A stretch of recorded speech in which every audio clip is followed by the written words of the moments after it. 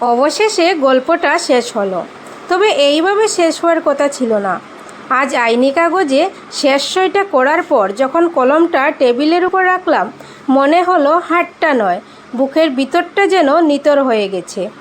একটা মাত্র কাগজের টুকরো, কয়েকটা আইনি শব্দ আর কিছু মানুষের সিলমোহর, ব্যাস এক নিমিষে মুছে গেল বছরের পর বছর ধরে জমিয়ে রাখা এত এত অভিমান, অধিকার, হাসি কান্না আর একসাথে বুড়ো হওয়ার সেই পবিত্র ওয়াদাটা। আজ থেকে আমরা অফিসিয়ালি একে অপরের প্রাক্তন। ডিভোর্স শব্দটা শুনতে যতটা সহজ, এর ভিতরে ভাঙচুরটা শুধু সেই জানে যে এই পথ দিয়ে হেঁটে যায়। মানুষ হয়তো ভাববে আমরা সহজে হাল ছেড়ে দিয়েছি, কিন্তু কেউ জানে না এই সিদ্ধান্তটা নেওয়ার আগে আমাদের কত শত রাত না ঘুমিয়ে কেটেছে, বালিশ ভিজেছে চোখের জলে, কতবার নিজের আত্মসম্মান বিসর্জন দিয়েও সম্পর্কটা টিকিয়ে রাখার আপ্রাণ চেষ্টা করা হয়েছে। আমরা দুজনেই চেষ্টা করেছিলাম, কিন্তু হয়তো আমাদের নিয়তিতে একসাথে শেষ পর্যন্ত যাওয়াটা লেখা ছিল না। একটা সময় ছিল যখন ভাবতাম তোমাকে ছাড়া নিঃশ্বাস নেওয়াও অসম্ভব। আর আজ কত বড় বাস্তবতা, আমরা একই শহরে একই আকাশের নিচে বেঁচে থাকব, অথচ একে অপরের কেউ না।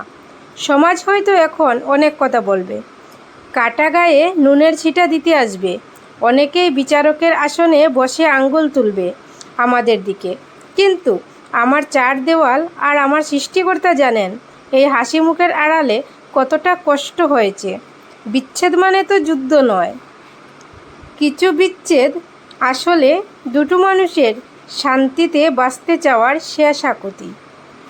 কোনো ক্ষোভ নেই, কোনো কাদা ছেঁড়াছুড়িও নেই, কোনো অভিযোগও নেই, আর তোমার প্রতি কোনো ঘৃণা রেখে নিজের বাকি জীবনটা বিষাক্ত করতে চাই না। এক বুক শূন্যতা আর সুন্দর কিছু স্মৃতি বুকে নিয়েই আজ হাতটা আলগা করে দিলাম। ভালো থাকুন সেই মানুষটা যাকে একসময় নিজের জীবনের চেয়েও বেশি ভালোবাসতাম। সব শেষ মানেই জীবনের শেষ নয়। আজ থেকে আমি সম্পূর্ণ একা, নিজের ভাঙ্গা টুকরোগুলো কুড়িয়ে আবার নতুন করে বাঁচতে শেখার এক দীর্ঘ লড়াই। হয়তো এই অন্ধকার পেরিয়ে কোনো এক নতুন ভোরের আলোয় আমার জন্য অপেক্ষা করছে। এই কঠিন সময়ে আপনাদের কারো কাছে কোনো বিচার বা সমালোচনা চাই না। যদি পারেন তবে আমার এই নতুন একাকী পথ চলার জন্য শুধু একটু মানসিক শান্তি আর দোয়া দেবেন, এটাই তোমাদের কাছে চাইব।